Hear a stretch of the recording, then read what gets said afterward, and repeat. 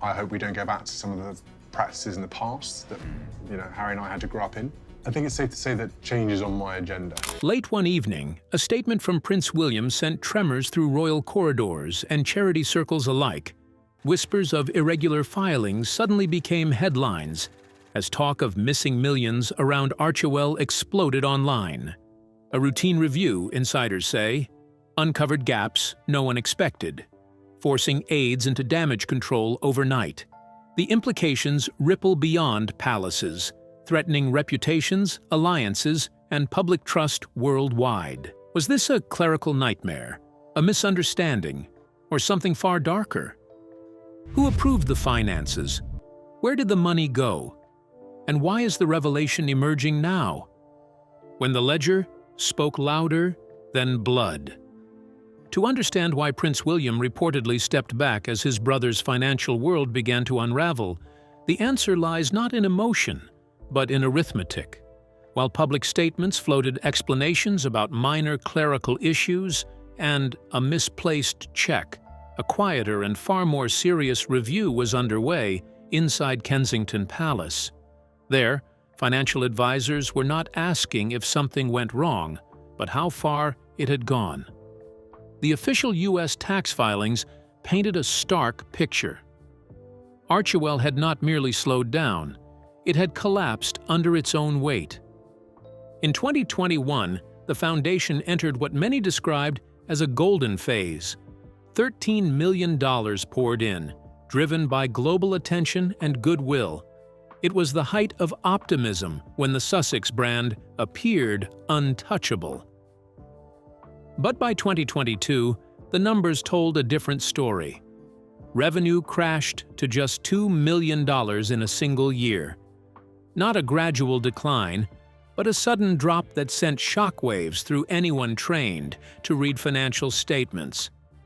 Even more troubling, the filings showed the foundation running at a loss of more than $674,000, meaning money was leaving faster than it arrived. For Prince William, this was not abstract theory. As the man overseeing the Duchy of Cornwall, a vast estate worth billions, he understands that charities do not receive delinquency notices because of paperwork mishaps. Regulators step in when patterns fail to make sense. According to palace insiders, William's private secretary, Jean-Christophe Gray, a former Treasury communications chief, reviewed the Form 990 filings with him in detail.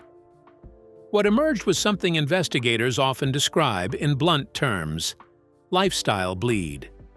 At the center of the scrutiny sat an uncomfortable question that refuses easy answers. Where does charitable work end and personal enterprise begin? The audit reportedly flagged overlaps between donor-funded initiatives and projects closely connected to Harry and Meghan's commercial agreements, including high-profile deals with Netflix and Spotify. The concern was not generosity, but structure. Whether the charity's framework had become entangled with efforts to elevate a personal brand. The accusation forming around the numbers was deeply unsettling. Funds raised under humanitarian language appeared to be linked to heavy administrative costs, international travel styled like royal tours, and extensive public relations campaigns. To seasoned financial minds, it suggested a system straining under blurred boundaries. William, trained by years of estate management and institutional discipline, recognized the danger instantly. This was no longer a family matter, it was a regulatory one. Here is where the story takes its sharpest turn. William did not rush to defend. He did not interfere. Instead, he reportedly issued a single instruction: let the process run its course. That decision, quiet and clinical, signaled something larger. While one branch of the family battled explanations and falling figures, another was demonstrating restraint, order, and credibility. Advisors and officials increasingly looked to William not as a future leader, but as the stabilizing authority of the present. Catherine's role quietly expanded alongside him, her calm presence reinforcing confidence behind palace walls. Together, without ceremony or announcement, They embodied continuity. The contrast was impossible to miss. As Archewell's numbers shrank and scrutiny intensified in California, trust consolidated in Britain. The real shock was not that millions were missing, but that the response to that crisis quietly reshaped the balance of power. Long before any crown was placed, and while the investigation was still unfolding. And now, as Archewell crumbles and scrutiny deepens, who truly holds power? Is it William, or is another shocking twist waiting? Stay tuned. From collapse to command. While California regulators quietly prepared their forensic audit, William's team in Kensington Palace was watching every move unfold with clinical precision. To the state, Archewell was no longer a struggling charity. It had become a potential violation of strict non-profit regulations. The missing millions weren't lost in transit. They were buried in overhead costs, international travel, high-profile PR campaigns, and luxurious tours, all funded without the safeguards a royal budget would require. The Prince of Wales recognized immediately that Archewell had ceased to be a philanthropic endeavor. It had transformed into a liability with serious legal consequences, and what awaited the Foundation was far beyond a simple tax notice. This was a full-scale forensic investigation. The mainstream media, fed by Sussex's PR machinery, had tried to frame the story as clerical oversight, a lost check, a minor accounting error. But William, trained in stewardship over the billion-dollar Duchy of Cornwall, understood the difference between small mistakes and systemic mismanagement. Delinquency notices, bans on fundraising, and restrictions on spending don't appear because of a missing envelope. They arrive when authorities suspect structural failure. From his vantage in the Round Tower, William watched as California's Department of Justice prepared to peel back every layer of Archewell's operations. A source within the Attorney General's office described the audit like peeling an onion, exposing one hidden layer after another, each revealing how donor dollars might have supported more than humanitarian aid. The heart of the investigation, insiders say, lies in the fine, often blurry line between charitable work and lifestyle enrichment. Auditors reportedly focused on areas where funds appeared intertwined with Harry and Meghan's commercial ventures, notably their Netflix and Spotify deals. The allegation was stark. The charity may have been used, at least in part, to subsidize personal brand building, turning donor generosity into a platform for global influence. For William, this confirmed what his financial instincts already knew. The numbers were not just troubling, they were a warning. Yet amid the unraveling, an unexpected pivot was quietly taking shape in Britain. While the Sussex operation faced scrutiny and growing public skepticism, William and Catherine were consolidating power, projecting calm, and demonstrating an unwavering grasp of responsibility. Catherine's role expanded alongside him, her measured presence amplifying confidence within palace walls. Together, they embodied competence in contrast to the chaos overseas. In this stark juxtaposition, leadership became visible, not through decree, but through restraint and strategic observation. The plot twist lay not in the audit itself, but in its unintended consequence. By allowing the investigation to progress without interference, William effectively drew a line. One branch of the family was destabilizing under external pressure, while the other quietly solidified its authority. In the shadows of controversy, trust shifted, perception hardened, and credibility became a crown worn without ceremony. What began as a forensic audit intended to reveal discrepancies in Archewell's finances inadvertently exposed a deeper truth. While one empire faltered, another had already begun assuming the role of steady leadership, setting the stage for William and Catherine to operate as the monarchy's true center of command. The tension now rests in what comes next. As California digs deeper, William watches from a position of calculated authority. The numbers speak, the process unfolds, and the outcome could redefine not only accountability, but the balance of influence within the royal family itself. But how far will Harry go to escape the collapse of Archewell, and can William's calculated watch change the family's fate? Stay glued, the audit that could rewrite royal power. While the world focused on misplaced checks and minor accounting errors, Kensington Palace understood a far graver reality.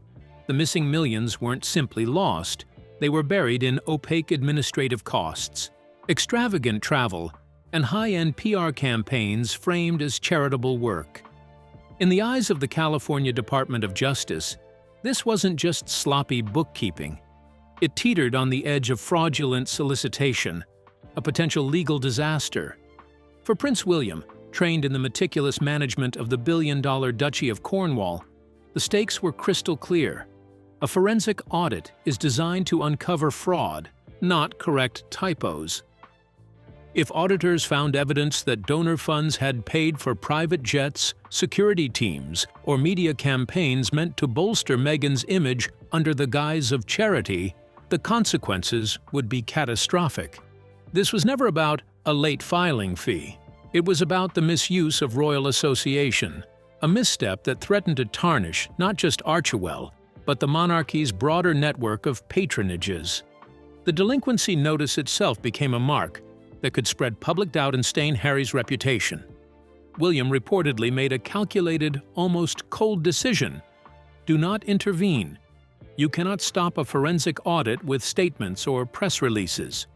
The only option is to wait, watch, and prepare for the fallout. While California lawyers scrambled to explain missing checks, William was considering the dominoes set to fall next. Because if Archewell were officially found guilty of mismanagement, the ramifications would extend far beyond finances. The next target wasn't a bank account. It was Harry's visa. From his vantage point in Windsor Castle's high tower, William wasn't merely examining spreadsheets. He was analyzing a ticking legal and diplomatic time bomb. To the British public, Harry remained a royal duke. But under U.S. law, he was a visa holder, fully accountable for his personal and organizational conduct. Visa holders must maintain strict standards of moral character and legal compliance. If corporate officers, like Harry, are tied to organizations accused of misusing funds, the consequences can be severe. Under California law, directors are legally responsible for their organizations. A finding of fraudulent solicitation or financial mismanagement could implicate Harry directly, potentially jeopardizing his ability to remain in the United States. Meanwhile, Meghan reportedly focused on PR strategies to salvage the brand, unaware of the deeper legal minefield ahead. Harry faced a starkly different reality. The threat was no longer headlines or public opinion, but a potential legal crisis that could impact his residency and livelihood. This was the nightmare scenario William had anticipated, and it underscored why he had stepped back. In choosing restraint, he allowed the law to run its course, letting facts, not press statements, determine the outcome. Yet within this looming crisis, an unexpected contrast emerged. As one branch of the family teetered on legal peril, William and Catherine were quietly consolidating authority. Their methodical composure, financial discipline, and steadfast public image positioned them as the unspoken anchors of the monarchy. While Archewell's auditors peeled back layers of questionable spending, the palace's internal leadership strengthened, demonstrating competence, credibility, and stability. The plot was not the investigation itself, but the shift in power it catalyzed. In the shadow of scandal, William and Catherine were already stepping into the role of true leadership, but through calculated action and unshakable control. The stakes now reach beyond charity or money. With California's probes deepening, the outcome could redefine influence, responsibility, and hierarchy within the royal family, setting the stage for William and Catherine to operate not just as heirs, but as the monarchy's actual center of power. as scandal erupts and power shifts, will William and Catherine's quiet rise cement their control, or is the monarchy's future still at risk? Keep watching. The fallout that could redefine royal power. As the California audit intensified, legal experts began issuing stark warnings. If the probe escalates into a federal investigation, echoing similar scrutiny already emerging in Florida, Prince Harry's U.S. visa could be in serious jeopardy. Sources indicate that Harry has been scrambling to defend his legal standing, aware that a single misstep could jeopardize not just his reputation, but his ability to remain in the country. For the first time, the consequences of Archewell's financial troubles extended far beyond dollars and donor dollars. They threatened his very residency. Across living rooms worldwide, a debate quietly unfolds. Should Prince Harry face the same rigid visa requirements as any other immigrant? Or does his royal status shield him from the consequences of financial mismanagement? In Windsor, Prince William understands the bitter, almost cruel irony. The prince who left behind the constraints of monarchy might now be facing eviction from the land of opportunity itself. Stranded between two worlds, Harry cannot return to the UK without palace approval.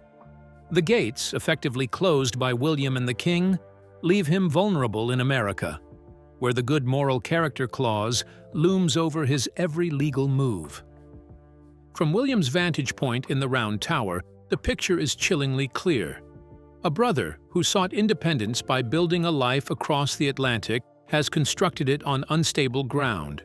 Archewell, meant to symbolize philanthropy and influence, may now serve as the instrument that unravels that dream. Should the California authorities find mismanagement or fraudulent activity, Harry's visa could be revoked, turning a financial scandal into a personal crisis. The prince faces a legal reality that the public scarcely comprehends. A delinquency notice against a foundation is no longer abstract. It is a potential lever that can control his freedom of movement. Confronted with this threat, insiders report that Harry has made a dramatic and desperate calculation. To survive, he must sever the anchor dragging him down. That anchor is Archewell, and the person most closely associated with running it. While William and Princess Anne were fortifying the monarchy's stability in England, Harry confronted a far more immediate danger in America. The delinquency notice, once seen as a reputational nuisance, revealed itself as a contagion capable of compromising his legal status. He reportedly began establishing physical and legal distance, seeking refuge away from his Los Angeles residence in high-security, discreet locations such as the San Vicente bungalows in West Hollywood. Though public statements continue to depict a united front, William sees the truth behind the PR smoke. Legal walls are closing in, and survival depends on strategy, not optics. Harry's moves illustrate a stark contrast. While one branch of the family consolidates trust, authority, and order, the other is scrambling to protect its foundation, both figuratively and literally. The separation is no longer just symbolic. It is operational, practical, and unavoidable. What began as a charity audit is now shaping the future of the family itself, redefining who holds power, who commands trust, and who will ultimately determine the monarchy's path forward. Archewell is not just a financial failure, it has become the very lever that could exile a prince from his adopted homeland. And as Harry recalibrates, William's quiet consolidation of authority signals that leadership is no longer about title or ceremony. It is about discipline, foresight, and the ability to act while others flounder. Could Harry's retreat from Archewell trigger his ultimate downfall, leaving William to quietly seize power and reshape the monarchy forever? Stay with us. Survival in the shadow of collapse. As the forensic audit of Archewell intensified, Prince Harry reportedly made a move that has become the subject of intense speculation. He retreated to the San Vicente bungalows in West Hollywood. a location chosen not for luxury, but for unparalleled security and discretion. The property is renowned for military-grade privacy measures, including a strict no-camera policy. Guests are reportedly required to cover their phone cameras upon entry, creating an environment where every conversation, call to London, and legal meeting can remain entirely off the record. For Harry, who now faces not just media scrutiny, but a potential federal investigation, it is the perfect refuge, a fortress where no one can witness panic, missteps, or private strategy. Yet William, observing from the Round Tower in Windsor, sees that the move is far more than an effort at privacy. It is a calculated act of self-preservation. In the world of federal investigations, proximity can equal liability. By establishing a separate residence, Harry can position himself as detached from the daily operations of Archewell. If California authorities determine that donor funds were mismanaged or funneled into personal projects, Harry can argue that he was not directly responsible. In legal terms, the separate residence becomes a firewall, a buffer designed to protect his visa, his status, and ultimately, his freedom. This strategy marks a turning point. Sources describe the delinquency notice served to Archewell as the breaking point, the moment when Harry reportedly recognized the full scale of the danger. Behind closed doors, insiders report tense arguments and emotional confrontations, with Harry caught between loyalty to his wife and the terrifying reality that the very foundation of his legacy and his American life is at risk. The fortress he now occupies is as much psychological as physical, a space to plan, negotiate, and prepare for the fallout while maintaining a narrative of unity in public. Legal experts suggest that the separation is not only strategic, but essential. In the eyes of U.S. immigration authorities, directors of organizations under investigation are personally accountable. Any finding of financial mismanagement or fraudulent solicitation could imperil Harry's visa, jeopardizing the life he has built in America. By physically distancing himself from the foundation, he creates a defensible position in court and with federal authorities. He can claim he was not actively overseeing operations during the period under scrutiny. While Archewell's collapse threatens to define Harry's American chapter, the move to a high-security, private enclave signals a survival instinct that contrasts sharply with William and Catherine's consolidation of authority back in England.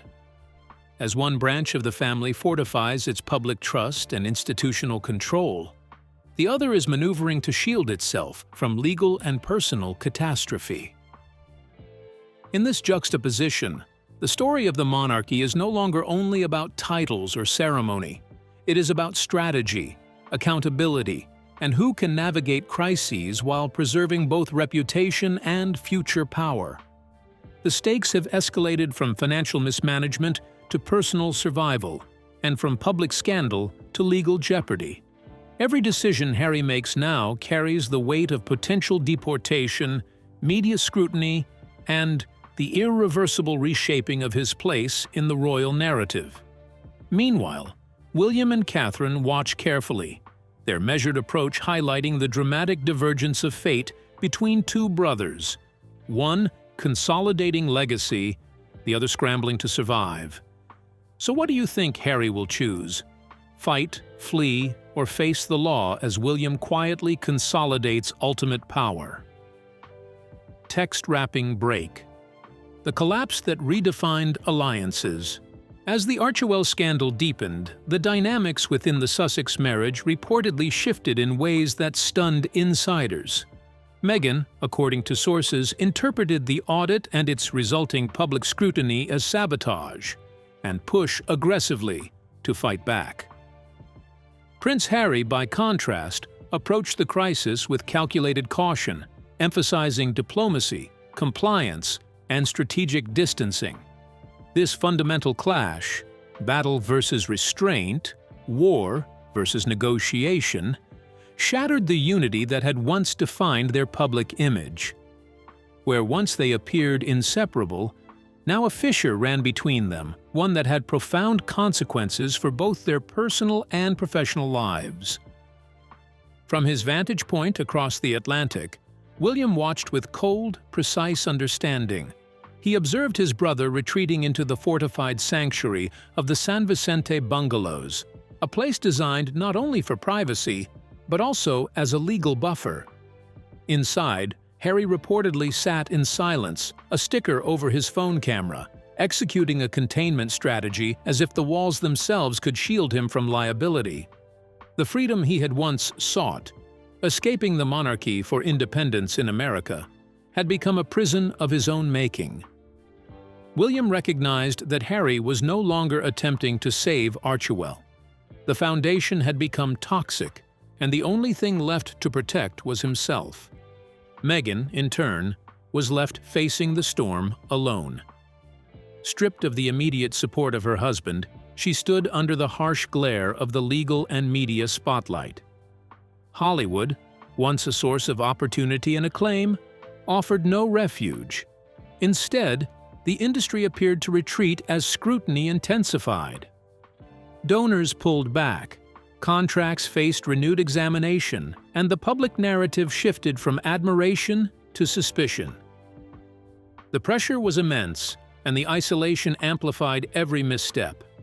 In California, legal experts warned that any further findings of mismanagement or misuse of funds could escalate the case into federal territory, placing Harry's visa at risk and exposing him to consequences far beyond the finances themselves. William, observing from the stability of Windsor, saw a dramatic juxtaposition unfold. While one branch of the family weathered a storm of public and legal scrutiny, another consolidated authority projecting calm, competence, and measured leadership. Catherine's presence alongside William reinforced the perception of continuity and stability, amplifying their credibility at home and abroad. Meanwhile, Harry's retreat, though strategic, revealed a deeper truth. The crisis had fractured not only a foundation, but also the personal bond at the heart of the Sussex brand. The plot twist emerged in the most unexpected form. While the audit threatened to dismantle Archewell, Harry's physical and legal separation from the Foundation allowed him a form of survival that contrasted sharply with Meghan's isolation. The bunker, with its military-grade privacy measures and legal advantages, became both shield and symbol, a tactical withdrawal that safeguarded him from immediate legal jeopardy, even as it left the public face of their partnership exposed. Experts describe the phenomenon as a narcissistic collapse, where the illusion of unity disintegrates under the pressure of accountability, revealing vulnerability, self-preservation, and strategic recalibration. In this dramatic divergence, the stakes extend beyond charity, finance, or public image. The scandal has realigned power, reshaping relationships, influence, and authority. One branch of the family demonstrates unshakable control, methodically consolidating trust and credibility, while the other faces isolation, legal peril, and fractured personal bonds. The unfolding narrative exposes the starkest lesson of all. In moments of crisis, survival may require sacrifice, distance, and a recalibration of loyalty, leaving the world to witness who endures and who is left behind. So what will happen as power shifts, loyalties fracture, and the Sussex legacy teeters? Can survival outlast scandal and isolation? Keep watching. Isolation, integrity, and the price of freedom. The Sussex brand, once valued at hundreds of millions, has collapsed under the weight of its own ambitions. Friends, allies, and A-list supporters have quietly vanished. Oprah Winfrey, previously a staunch advocate, has remained conspicuously silent. The glamorous dinners with George and Amal Clooney are gone. One Montecito insider told the press that the couple's social circle is evaporating like shadows at dawn. Hollywood, as Prince William well knows, is a ruthless business, not a charity. In Tinseltown, proximity is a liability. stand near a foundation under forensic audit, and scrutiny attaches to you, your taxes, and your credibility. Archewell, once a symbol of royal influence, has become radioactive. The fallout extends far beyond PR. Meghan's American Riviera orchard, designed to be her signature lifestyle empire, now struggles to attract a CEO willing to navigate a sinking ship. The ambition to leverage royal status into American dominance has faltered spectacularly. Without integrity to sustain it, the empire has devolved into delinquency notices and unsold products. Media coverage mirrors the collapse. The New York Times labeled the saga a cautionary tale of post-royal hubris, while the UK press called Archewell opportunistic at best, fraudulent at worst. Public approval ratings have plummeted to historic lows, with only 22% viewing the couple favorably. Meghan, once aspiring to be the Queen of Hollywood, now embodies its cautionary tale. Meanwhile, Prince Harry watches from his isolated sanctuary in the San Vicente bungalows, separated both physically and legally from the fallout. The bunker offers him safety, but also stark clarity. Archewell cannot be saved, and the consequences are unavoidable. Behind him, William observes with a measured, almost chilling detachment. He has chosen to protect the crown, not his brother's reputation. By refusing to intervene in the California forensic audit, he confirms that the royal shield is gone. The foundation's collapse and the delinquency notice are not just legal or financial issues. They are a profound lesson in accountability. The monarchy endures because it values integrity above influence. You can buy PR, awards, and silence, but you cannot buy respect. The strategic separation between the brothers highlights a deeper truth. One branch fortifies its credibility while the other faces isolation and scrutiny. The forensic auditors are peeling back every layer, exposing how Archewell blended lifestyle, commercial interests, and philanthropy into a precarious structure. The collapse leaves Meghan alone in the spotlight, while Harry contemplates the consequences from his secure but solitary refuge. William's decision to step back is not cruelty, it is clarity. He is forcing Harry to confront the steep cost of the freedom he once sought, the price of escaping duty, and the weight of responsibility he cannot delegate. The stakes are now existential. Harry faces a stark choice: go down with the foundation he helped build or attempt to reclaim stability, even if it means returning to the principles he once resisted. The monarchy, through William and Catherine, has emerged intact, demonstrating that leadership, foresight, and integrity are not inherited. They are earned. Archewell's downfall underscores a timeless lesson. Status and celebrity can open doors, but only integrity ensures you remain inside. The question now passes to the public. As forensic auditors dig deeper, should William intervene to shield his brother from legal consequences, or should Harry face the full weight of accountability, just as any other citizen would? The answer will define not just the fate of Archewell, but the ultimate legacy of the Sussex story, and perhaps the enduring lesson of what it means to wield privilege responsibly. So, what do you think will happen as Harry retreats and Archewell collapses? Will he survive the fallout, or is this the end of his American dream? We'd like to hear your thoughts in the comments. Don't forget to like, share, and subscribe.